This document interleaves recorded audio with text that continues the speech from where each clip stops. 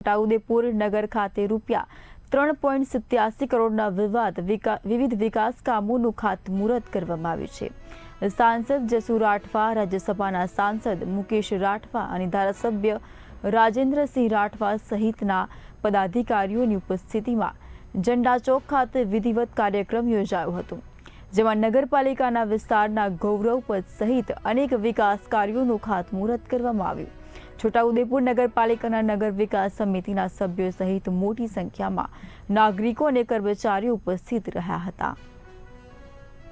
સૌને નમસ્કાર। આજે છોટાઉદેપુર નગરપાલિકા દ્વારા મહિલા પોલીસ સ્ટેશનથી સત્તાધાર પેટ્રોલ પંપ સુધી ગૌરવ પથ જે બનવાનો છે એ કામનું ભૂમિપૂજન કરવામાં આવ્યું, જેની અંદાજિત રકમ 309 લાખ જેટલી છે।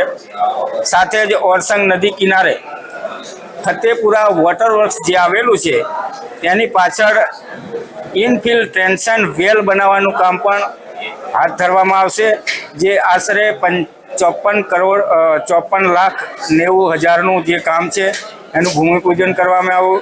સાથે જ પીપલેજ ડમ્પિંગ સાઇટ ખાતે ટોમેલનનો શેડ પણ બનાવવાનું છે, જે અંદાજે 13 લાખ કરતાં વધારે રકમનો બનશે। સાથે જ ભૂગર્ભ ગટરના જે ઢાંકણા છે એ પણ બનાવવા માટેનું ભૂમિપૂજન કરવામાં આવ્યું છે, જેની અંદાજિત રકમ 10 કરોડ જેટલી છે।